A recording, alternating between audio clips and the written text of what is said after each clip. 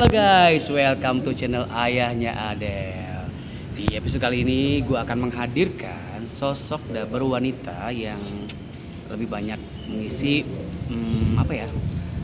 Sering juga anak kecil, sering juga tokoh-tokoh di film-film yang cukup dikenal oleh kalian di rumah. Dan juga apalagi ya?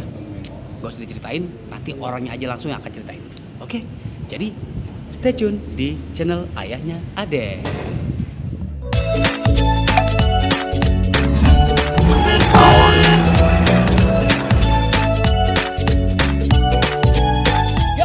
Nah, sekarang orangnya udah ada di samping gue nih. Halo, apa kabar? Hai. Namanya siapa? Namaku Dewi Arifiani. Dewi Arifiani. Kabarnya gimana? Sehat? Alhamdulillah. Alhamdulillah baik. Lagi sibuk apa sekarang? Sekarang biasa. Kalau sekarang lagi midiin beberapa film. Oh, jadi PD sekarang. Iya. Oke. Iya, sama beberapa terakhir masih tag Cibi Maruko. Cibi Maruko. Masih Oke. terakhir kemarin. Nah, itu nanti kita bahas. Nah, untuk pertanyaan awal lah ya, sama dengan narasumber-narasumber yang lain nih. Seorang Dewi itu terjun di dunia suli suara itu sejak kapan sih? Itu waktu dari kuliah pertama Kuliah. kali itu kuliah semester 3 tahun Tahun berapa? tahun tua Tahun juga tua banget. ya. Oke. Makanya tahun dari zaman dulu Ya pokoknya udah lama ya. udah Kira-kira lama sudah berapa dari- tahun waktu itu? Itu banget. Udah lebih belasan tahun lah ya. Belasan tahun, Jadi oke dari lah. dari kuliah semester Iya. 3 udah mulai. Oke. Gitu. Jadi dari gue di Indonesia Raya udah berapa udah 10 tahun lah lebih deh. Emang udah Gitu. tua lah jadi. Iyalah, nggak apa-apa. Yang penting kan penampilan tetap Iya, muda, ya nggak sih? iya. Oke. Nah, awal pertama kali yang didubbing itu film apa? Masih inget nggak? Pertama kali terjun. Iya, pertama kali terjun masih inget itu Cinta Segitiga. Apa itu Cinta Segitiga? Telenovela. Oh, telenovela. Dulu, Kayak ini ya, kayak judul sinetron Indonesia ya gitu ya. Cinta Segitiga. Dulu sama Emperatrice. Dulu Emperatrice Apa? inget Emperatrice. Itu Kayak apa, pasti film apa tuh? Film telenovela juga. Oh, Zaman dulu kan telenovela juga. awal-awalnya itu masih kayak gitu ya. Masih pertama ikut itu memang masih di telenovela. Setelah itu baru ada lagi penerimaan studio dubbing tuh Mas Daryono itu kan untuk yang TVRI dia ngebuka merekrut orang baru gitu untuk film-film kartun. Nah itu pertama kali itu gue ikut film Ikyusan. Ikyusan. Yang ada Onil dulu. Onil itu siapa? Oni kali, Oni. Oni. Onil. Ya Oni. Nah itu pertama kali tuh. Oh, itu pertama kali tuh? Pertama kali ikut kartun. Setelah itu ada beberapa lah yang kayak yang film-film jagoan gitu kesini sini udah. Animasi kali ya, lebih ke animasi ya. Bukan. Enggak, kartun. Oh, Ikyusan itu kartun biasa, bukan yang dibikin. Iya, maksudnya kartun biasa gitu. Kartun yang biasa kalau kayak kita ini. Iya, maksud animasi lah itu. Itu Animasi, Bu. Aduh. Oke. Iya, Itu tadi ya, Ikyusannya itu pertama kali. Nah, terus setelah itu film-film yang pernah didubbing yang mungkin bisa dibilang orang tuh kenal dengan film yang diisi oleh seorang Dewi Arifiani ini. Yang cukup booming lah gitu. Yang cukup booming itu kali ya, Inuyasha. Inuyasha. Inuyasha aku. Berarti yang pernah diwawancara juga kan jadi tokohnya ya kalau nggak Iya, salah. Inuyasha yang Ferry ya. Nah, Ferry itu tandem Kurniawan. gue di situ. Gue jadi Kagome. Kagome. Jadi Kagome. Itu Oke, gue masih belum bayang tokohnya seperti apa, lupa gitu. Lupa ya. Iya, Ntar kita cari. Udah lama ya Udah kita cari. Oh, udah lama juga ya. Udah lama itu lagi udah gue lama. masih di Indonesia. Jadi siapa tadi Kagome? Kagome. Oke, terus setelah itu film-film lain lagi mungkin yang lebih terkenal lagi? Kalau setelah itu kalau kartun sih dulu yang memang paling lama gue ituin ya itu Kagome itu.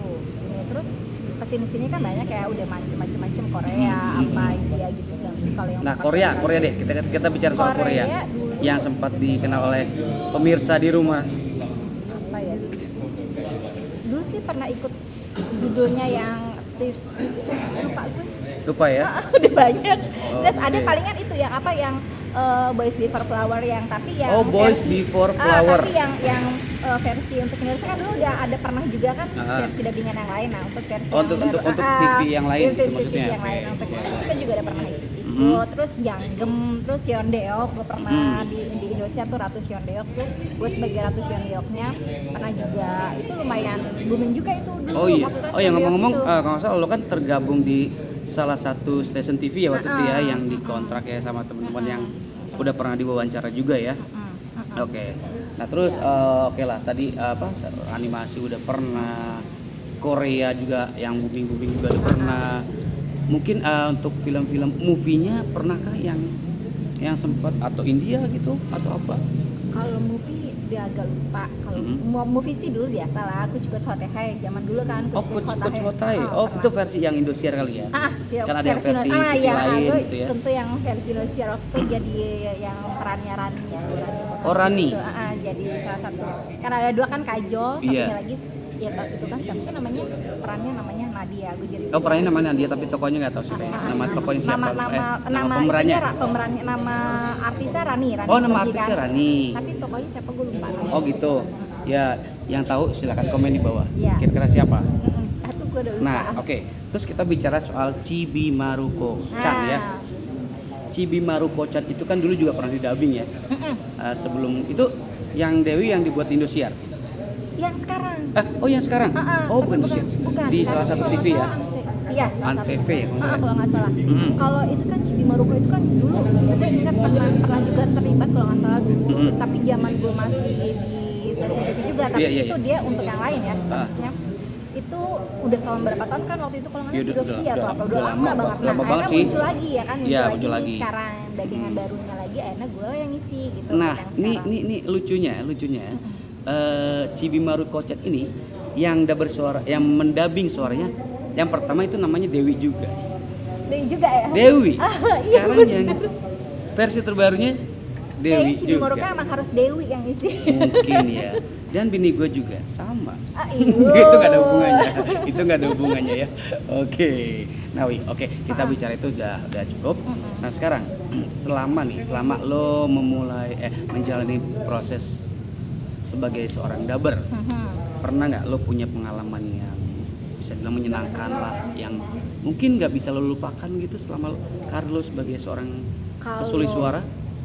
Banyak sih sebetulnya yang karena kan ini hobi ya maksudnya kan jadi dari zaman dulu gitu. Palingan yang paling berkesan itu pada saat misalnya kita lagi ada masalah atau apa, terus pada saat masuk ke dalam situ udah harus ngelupain itu suatu kayak bentuk pelarian juga. Jadi kita misalnya kita lagi kesal terus kita langsung mendalami peran itu, kita kayak keluar dulu dari dunia kita yang itu, masuk situ, itu yang intinya tetap profesional ya? Dan itu juga jadi kayak ketika sudah masuk studio ya lo buanglah masalah-masalah yang di luar dulu ya. Itu yang paling itu baru dubber yang profesional. Terus ada lagi? Iya itu terus, dan itu juga sebagai salah satu bentuk terapi kalau menurut gue ya. Jadinya tuh bisa jadi terapi juga menurut lo ya? Menurut gue kalau gue jadi kayak kita tuh kan orang kan kadang butuh pelepasan ya. Maksudnya kan ada hal yang pada saat kita lagi pusing, udah deh gue nggak mau mikirin itu dulu. Nah ini salah satu bentuk terapi juga, karena kita kan senang nih sama dunia ini. Nah kita masuk dulu, kita pusing, kita masuk ke sini dulu deh. Nah untuk sekejap kita hilang sama masalah yang di luar, masuk ke dunia ini, itu tuh udah itu kenikmatan yang luar biasa menurut gue. Dan jadi selalu kejadian-kejadian apa-apa yang ada di lidah itu suatu hal yang selalu berkesan buat gue, apalagi bisa tandem. Yang paling berkesan menurut gue sebetulnya pada saat gue tandem sama Ferry tentunya di film Indonesia itu, karena kan kita kalau sekarang kan kita sendiri-sendiri ya. Dulu kan gue masih berdua tuh. Nah barengan lah ya. Nah itu tuh kita chemistry-nya udah dapat gitu loh. Itu enak banget sebetulnya waktu itu sama Ferry. Intinya nikmat mana lagi yang kau dustakan gitu. Ya kan? Di profesi dubber juga ada yang kayak gitu.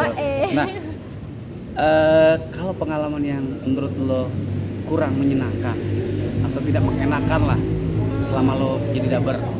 Paling paling ya kalau seputar itu yang nggak mengenakan tuh kalau misalnya ini kita lagi jalan kemana tiba-tiba ada revisi datang itu.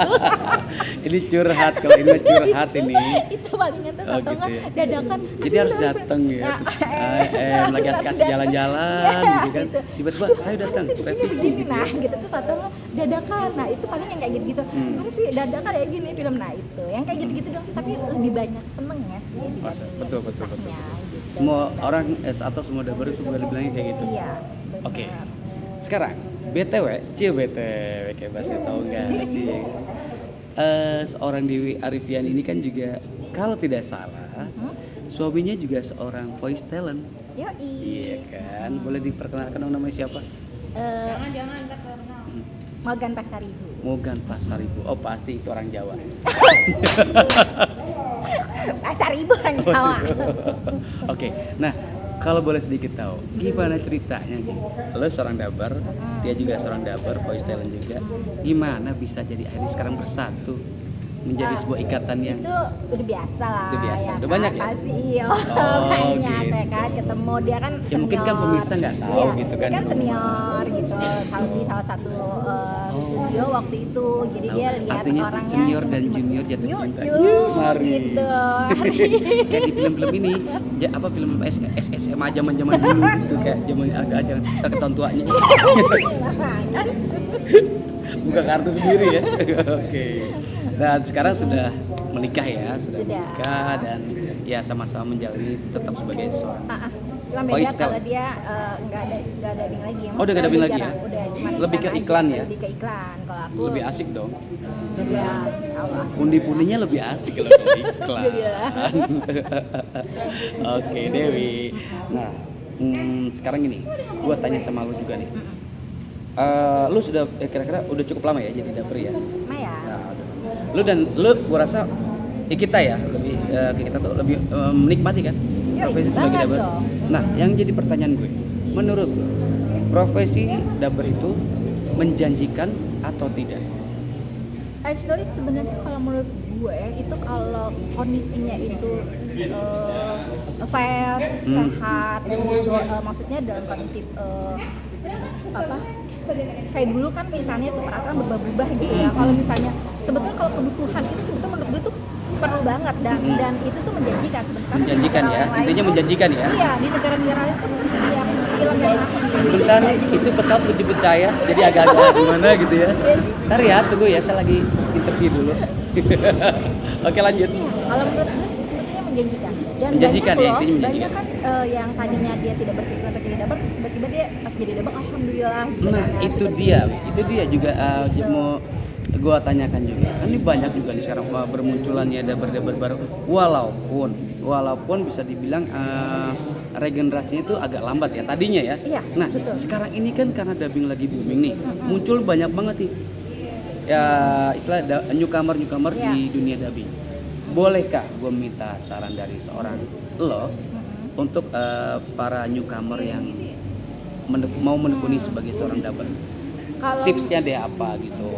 Kalau menurut gue sih sebetulnya proses adalah guru yang paling baik. Kita nggak bisa instan segala sesuatunya. Betul. Karena kalau instan otomatis itu akan nggak bagus. Kayak pengalaman gue pernah dulu waktu masih baru, terus tiba-tiba gue langsung dapat PU. Pernah dapat PU, terus kaget dong ya? Kaget, dan itu ternyata nggak bagus prosesnya begitu. Pas mesinnya gue tidak dapat PU, gue agak ngedrop gitu loh. Gue gini. Nah, terus proses belajarnya juga jadi kayak dipaksakan, hasilnya jadi nggak bagus. Jadi orang jadi juga nggak maksimal ya, jadi nggak bisa maksimal deh, ya. Jangan pakai dia dulu deh karena dia nggak bagus. Nah, jadi menurut gue memang kalau untuk yang masih baru itu coba deh belajar sering lihat. Kalau dulu gue sering ada yang dubbing terus gue selalu ngeliatin, ini caranya begini. Belajar lagi pendalaman peran dari manapun, dari sering nonton film apa segala macam. Menurut gue tuh itu yang paling tapi pasti sih jalani prosesnya setahap demi setahap. Oke deh, makasih banget Dewi udah berbagi pengalaman. Nah, sebagai ini apa namanya ya, untuk meyakinkan para netizen nih, kalau Dewi adalah pengisi suara dari Chibi Maruko-chan. Boleh. Kakek, ini aku Chibi Maruko, kakek.